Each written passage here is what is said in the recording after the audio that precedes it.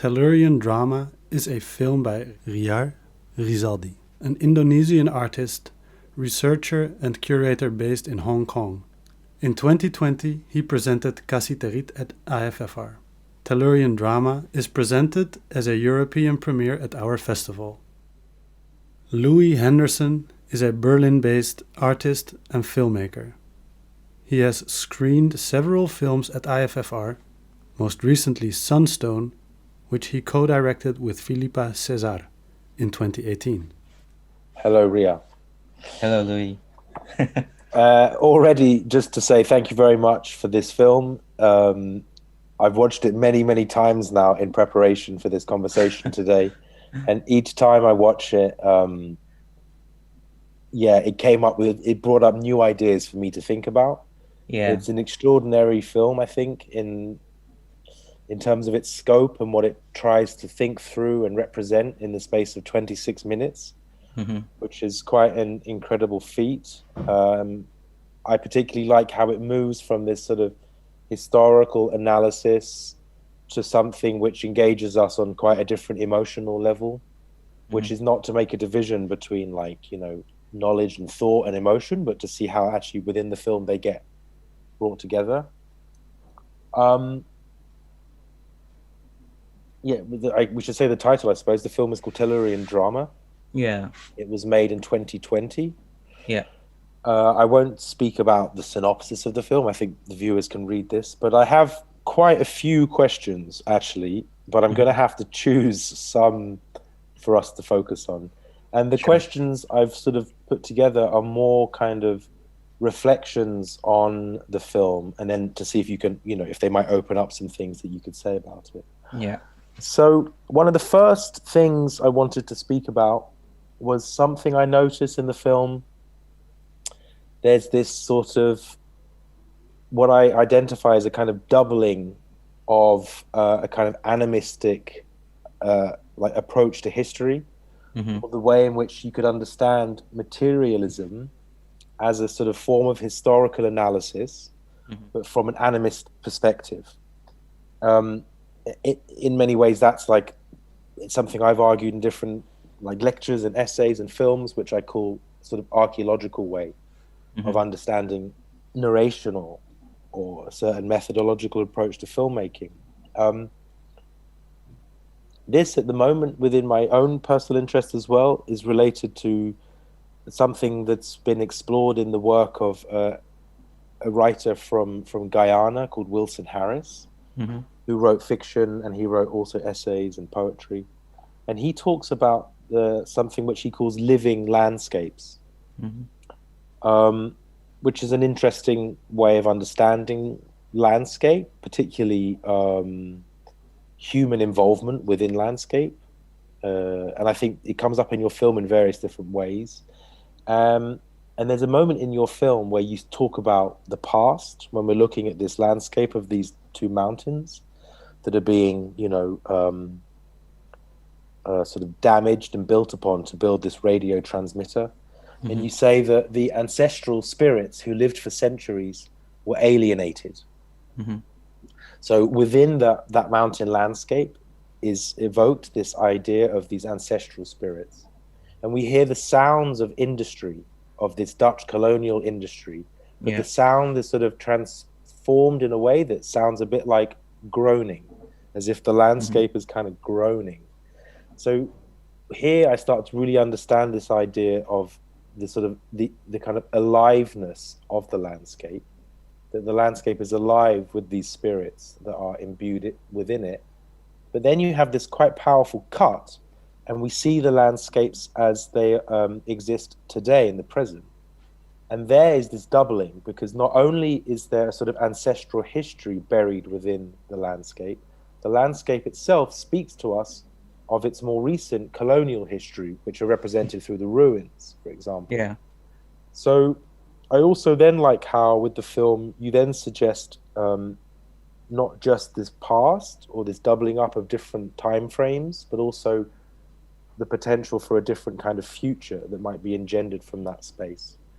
So I wondered if you could just maybe speak a bit about your interest in in a sort of a kind of animistic approach to looking and listening to landscape.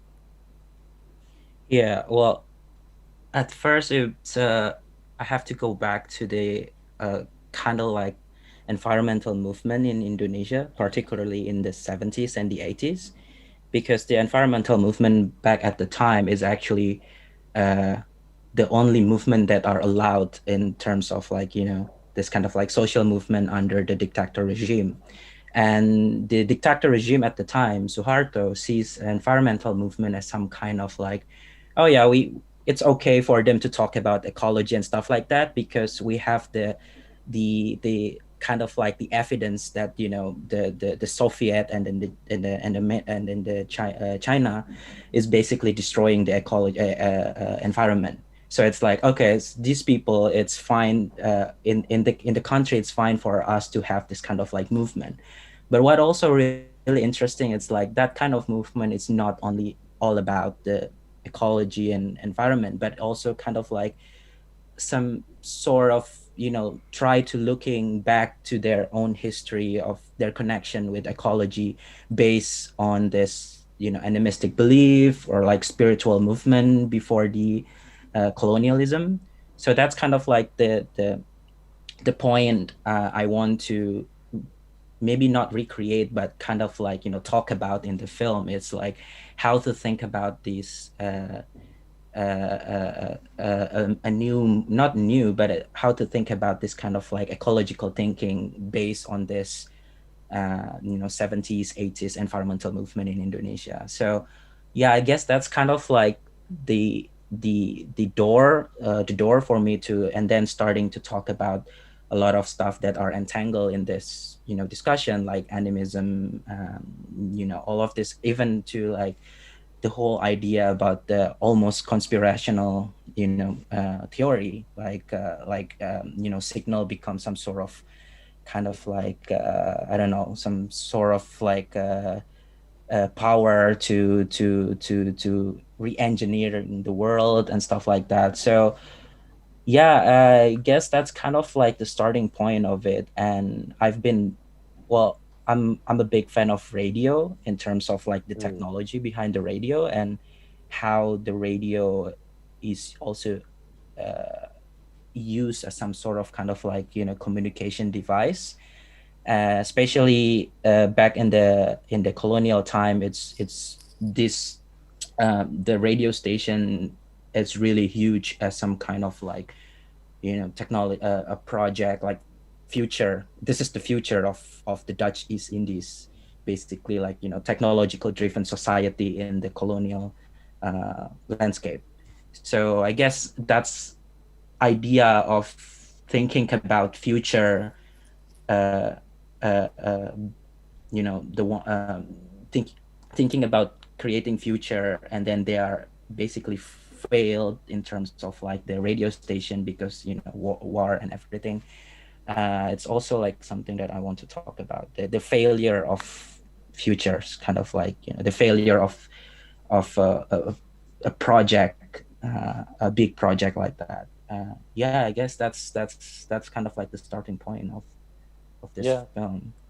No, that's very interesting, and it sort of leads quite nicely to my second Mm. question. Really, I mean, like I said, there's so many different things to think about with the film. Yeah, and what you just said as well is interesting about. I mean, I don't know really much at all about Indonesian history, Mm-hmm. but I was reading up some things after watching your film, and anyway, I mean, even in the film, I think we can gather quite a fair amount of interesting information to sort of start to understand things, and particularly how you then so then you speak about also the Suharto regime in the Mm. 80s, for example, as actually then it's almost as if the Dutch colonial project in that part of Indonesia had opened up the way for then later neo-colonial Yeah, projects under exactly. the Suharto regime. So Yeah. Suharto, you said that he would use the loss of biodiversity and deforestation as an excuse to then open up the land for foreign investment. So we Yeah. start to see like how these colonial movements start to from the colonial to the neo-colonial, how it doesn't even allow for a space of a post-colonial, in the sense that we move beyond the colonial order. And I think your film shows that very clearly. But there's something I particularly want to speak about, which is this moment, and I wrote a lot of notes while watching the film. It's about 16 minutes into the film, and it's funny because I wrote these notes whilst watching the film for the first time, and I would pause the film and write the notes. And then what I wrote here, you actually answered, I think, in about minute 20. So if I had just watched the film and got to minute 20, I would have already had my answer. But anyway, we can work towards that. So in minute 16 in the film, you have these workers, Indonesian workers, clearing the vegetation from around the ruins of the radio that was built by the Dutch colonial government.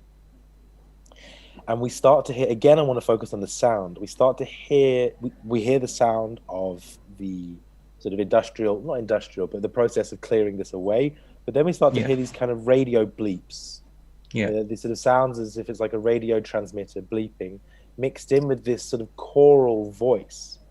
And I started to get this understanding or this feeling that as the earth is being opened up by the workers, I guess that's in 2020, no? You said they wanted to open it in March, for tourism in March 2020. So we're looking at that ruin of the Dutch colonial radio transmitter. The earth around it is being opened up. And we almost, as if in that instance, we hear the spirits being released from the land, but they're mixed with radio. And I thought, this is fascinating, because then it makes me think about something, which is that, can we understand radio and like telegraphy, which you speak about in the film, actually as really Western and sort of scientific and rationalist treatment of what animism and animist practices had actually been doing for millennia? So this comes down to a question of communication with beings that exist beyond the kind of everyday reach of our senses, beyond like the way in which we are restricted somehow through a specific sort of temporal and spatial logic. You know, there's this argument around the idea that new technology in the 21st century has brought us back around again to kind of animistic. You know, people talk about techno-animism, techno-shamanism.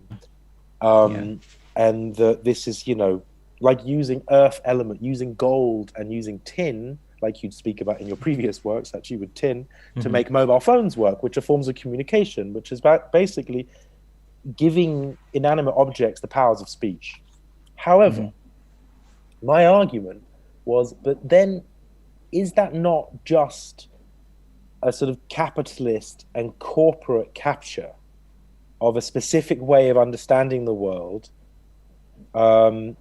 which comes from, in the instance of your films, from the indigenous people of that part of Indonesia, with a very specific way of relating to their position within their environment and their own sense of being enmeshed with nature. So I think there's a danger to talk about things like techno-animism, because in the end, my argument would be really that it's, this sort of capitalist capture. And then if I went on further in your film, you actually give that as the sort of answer to my question, basically. I just say one quote from your film again. You say, if these people who control the infrastructure see this kind of geoengineering speculation in the framework of capital accumulation, perhaps they will listen. So maybe you could expand a bit upon that. It's basically, again, it's because the whole narrative is really based on this kind of like environmentalism in the 80s. So the way they think about their movement is basically really, I wouldn't say like capitalistic, but it's like really liberal, you know, like how they see the world as in the framework of the really technocratic kind of like technocratic thinking, you know, like for example, if this kind of like movement saying something about, you know, we should try to I don't know, it sounds a little bit kind of like new agey, but it's like, you know, keeping the balance. And then if we they always saying about something about keeping the balance, but then the Suharto regime, they're not really, you know, interested in environment and stuff like that. And then they're starting to also like talk about, then if they're not really interested in environment, then why don't you think about environment as some sort of kind of like, you know, the environment movement as some sort of kind of like capital accumulation, and then creating this like green capitalistic way of thinking.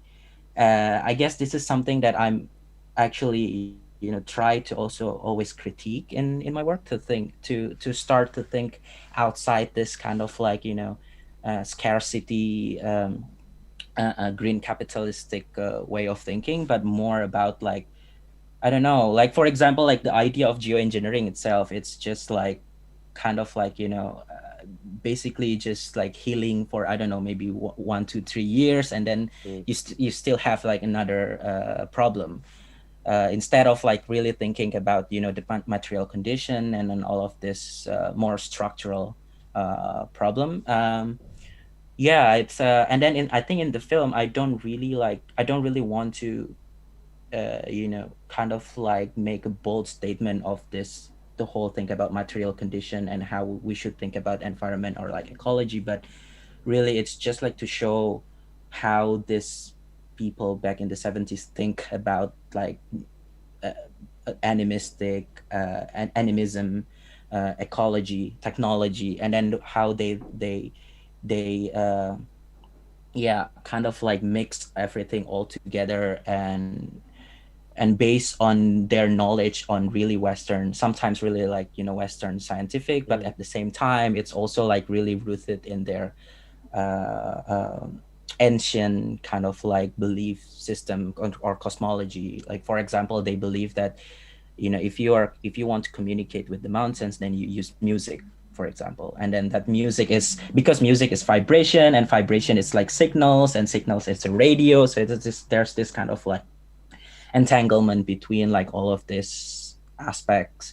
And I guess that's something that I find it like really fascinating, is actually this kind of like enmeshment of a lot of idea that are, you know, try to yeah, try to kind of like reflect on this way of thinking. Because uh, there's this like one guy, I don't know, maybe you heard about him, Yukoi. He was writing about cosmotechnics.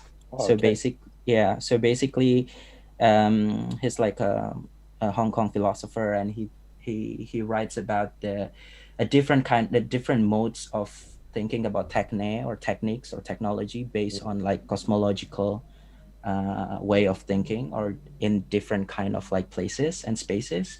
And I find it really interesting to think about that, but it's also really hard to in the end to kind of like, I don't know, I don't want to be like really, I would say like, you know, ethnocentrism, you know, like, oh, you know, my cosmology is much more kind of like better than your cosmology, for example. So in Tellurian Drama, I try to be more kind of like really showing the more like reflection and this kind of like entanglement of many ideas. And I guess that's also the reason why I call the film Tellurian Drama, because it's a drama of people in the with their kind of like idea, and yeah, people who are live in the earth, they have this so much things going on, and then it becomes some sort of kind of like drama, almost like melodramatic, when think about anything, relation between, you know, the invisible or visible, tangible and intangible and stuff like that.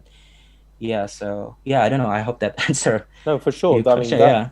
that's really super interesting, and it opens up a lot more things to think about. Actually, that I mean, I think I especially like this idea of the drama of this sort of this kind of it's the kind of movement between different forces that are, you know, it's the thing I'm very interested in with the film, is that I think I don't think at any single point, precisely like you say, you don't try to set up on the one hand one cosmology against another cosmology as if there's one way of dealing with this situation that you would feel more or less kind of in connection with. And I very much like this idea that the film, like in its drama, in its like the sort of dramatology of the film, then is like having two sides of the same coin, or sorry to use a silly reference, but like different sides of the same mountain. It's like there's this mountain, and there's the different sides that you could potentially like kind of approach it as a landscape. And anyways, yeah, and well, to talk about music, actually, maybe mention it just then about how for the people there that live there, one way to communicate with the mountain was through music, and that happens through vibration. This is the same thing as radio transmissions are happening through vibration. This is like I said, the sort of the Dutch colonial office would have been thinking the same things, like how to communicate, how to think of a sort of geological basis for forms of communication, but just from very different ways of approaching it. And this makes me come to the last scene in the film, or the last two shots basically, which is this man playing these two instruments like amongst the ruins. Now there's a very beautiful moment. In fact, this for me was probably the most moving moment. This is when I think for me it moved towards something that touched me on a very profound emotional basis, and then engendered a different series of thoughts. He's sitting in the forest, in that pine forest that had been planted after the destruction of the landscape. So it's not even like a sort of natural landscape. It's a landscape. It's a human landscape of pine trees. And he plays this flute, or whistle, a flute, I suppose, in a way, which looks like it's based on a rather ancient form. We could say it's a very old traditional piece of instrument. Now again, this gets me back to this Guyanese writer Wilson Harris. Like I said, I don't know much about Indonesia, but my interests are very much focused on the Caribbean and the Americas in general. And Wilson Harris actually writes about a flute. He writes about a bone flute, a flute that was carved by the indigenous of the Americas, of the Caribbean, a tribe called the Carib. And they would carve a flute from the bone of their enemies who they had killed in war. Now, lots of anthropologists at the time would talk about cannibals and cannibalism within the Carib communities. And Harris tries to take that and sort of change it and change our understanding of what cannibalism might entail. And the bone flute he looks at, he says the bone flute, he calls it it's a form of technology in the first instance, form of techne. It's also a kind of fossil. It's what he calls a living fossil, because it speaks of a certain human relation that goes back through history. So the bone flute was used, or let's say the consumption of the flesh around the bone was used as a way to incorporate the secrets of the enemy. But when you incorporate the secrets of the enemy, you in this indigenous belief, one would also be getting closer to an understanding of how similar you are, in fact, to your enemies. And the consumption of the flesh of the enemy and the playing or the carving of the bone flute was a way to actually understand your own desire for power within this power struggle, within this drama, this sort of dramatology of fighting forces. And as such, it entailed a form of self-criticism. So the warrior would have eating the flesh of someone they'd killed, but in that process, they would understand how their own proximity to the evil that they're fighting against. And Harris used this to talk about what he called the cross-culturalism of European and indigenous cultures within the Caribbean. And I was just thinking, anyway, this is from watching your film, this man sitting in this pine forest in Indonesia playing the flute. And I'm not going to make an argument or an equivalence to say that it's a bone flute and has anything to do with the consumption of European flesh, but there's something in your film that happens that there's a definite relation of the presence of European culture within that part of the land. And in that sense, I had a feeling that you yourself were kind of generating a sort of self-criticism of Indonesian culture, specifically of the Suharto regime, for example. And I think this gets back round to my initial question about this relation of the colonial to the neo-colonial. And I wondered whether, in some sense, you know, I don't know if your film embraces cross-culturalism between European and indigenous in Indonesia, or if there is also a critique or a form of self-criticism. I mean, self-criticism in the sense that you are of Indonesian culture. Yeah. And you make that film. Sorry, this is a very long-winded question, but I wonder if you can I mean, get something from that. Yeah, it's really self-criticism, I would say, because it's like, well, the whole thing about cross-cultural something that you were saying about Cross-culturalism. Cross-culturalism is really interesting because, you know, for example, it's not in the film, but this man, the indigenous man, is actually my good friends. Okay. And he's really practicing like the indigenous religion and stuff like that. But you know, Indonesia, it's like also big Muslim population, and then a lot of you know, a lot of like indigenous people are actually marginalized. So if you are practicing like indigenous you know, religion or like belief, somehow you get this kind of like sense that people are actually, you know, don't want to be close to you because you are kind of like, you know, primitive, ancient. Sometimes they call it cannibals as well. So that's kind of like really, I don't know, growing up with this man, because he's a good friend of mine, and then he's always talking a lot about like you know, he's basically wants to kind of like preserve, that's his word, but I don't really like the word, like, you know, preserve his culture. And then I talked to him like, oh, let's make something together then, and some kind of films, because it's like, it's really interesting the way that he thinks about something. And then yeah, we went to the the ruins, and then he was just basically kind of like possessed, and just all of a sudden possessed. It's not in the film, but it was when I was there with him. And then he was basically saying that when he was in, you know, in possession, and he was basically saying that, you know, this the colonial basically have this kind of like somehow goodwill to make this land, you know, part of the modernity project. And I was just like so shocked when he was saying that. And then I think it's like, so what do you mean by, you know, goodwill, and then bring the indigenous community to be like modern? So that's kind of like, and then it becomes like a discussion because I thought it's like, oh, that's really interesting how he thinks about like what's modernity, and then how, you know, how we should be modern, because the colonial are building stuff, and then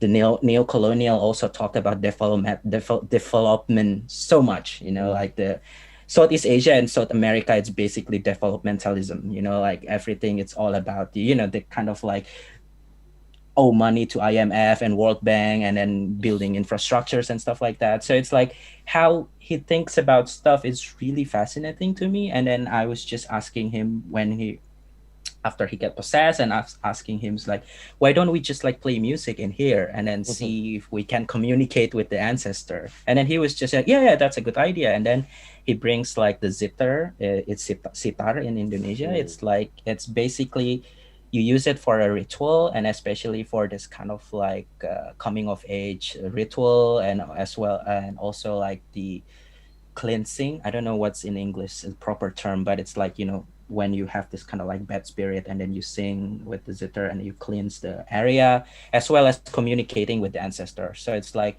oh yeah, let's communicate to the ancestor. And then he's just saying like, oh yeah, I can talk to the ancestor with this music, and then ask him or her or whatever about the modernity. That's kind of like, wow, that's really interesting. So I'm just filming him playing, and then I didn't put in the subtitle because I think it's like when he was kind of like reciting something about like it's basically the meaning is it's like it's not even in the Indonesian language. It's like really ancient Sundanese in that area. So he was basically saying about like, we are here to ask you some questions, and the question is like, what do you think about this radio? And then he does, in the end, he's kind of like didn't get any answer, and then he's just like, I think that's just enough. So I just like cut it in there. So it's like really interesting, this kind of like, in the way me, my friends, and just like people around that area think about this modernity, or just like simple idea about like, being lived together with the so many ideology or idea or stuff like that. And then I'm also kind of like, I have a privilege because I also maybe have some kind of like knowledge about this. I learn about post-colonialism, for example, and then I try to kind of like see this whole thing from decolonial perspective, for example, and stuff like that. And it's just like when I talk about this to my friends, he agrees in some sort of like, yeah, we should have this kind of like the rights for indigenous people. That's totally true. But then at the same time, he also doesn't want to have like, but I don't want to really go back to like this ancient history and then just playing sitar or like suling, that's the flute, just playing suling all the time. I want to make playing like rock band, like he was also he's also like a member of a grindcore band, actually. So Wow.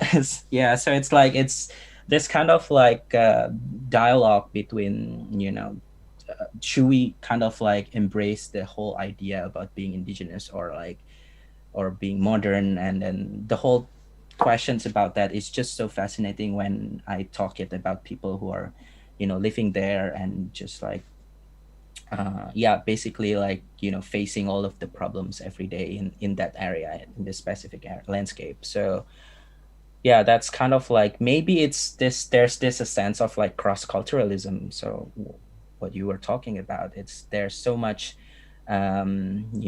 entanglement between different kind of stuff. And yeah, I guess it's and at the same time, Tellurian Drama, it's some sort of kind of like self-criticism of that as well, like, so what's next after this, if we have so many things like, mash up together, and then how we should, kind of like disentangle this and try to think about like what kind of future that we want, especially people in that area. So it's like, yes, that's something that I try to reflect a lot in most of my works, actually. Fantastic. No, I think that's brilliant. I think, I think they're extremely important questions to be posing and to be thinking through. And I must say, I'm very happy to find, filmmakers that actually care enough about these sort of questions to want to deal with this with their work. Yeah, so anyway, yeah. I think really thank you very much for the film. It's really a marvelous piece of work. Thank you. And I think we've come round to the end of our chat. So thank you for talking with me as well. I had so many more things to say, but I think I think that's the end of it. Yeah, thanks a lot.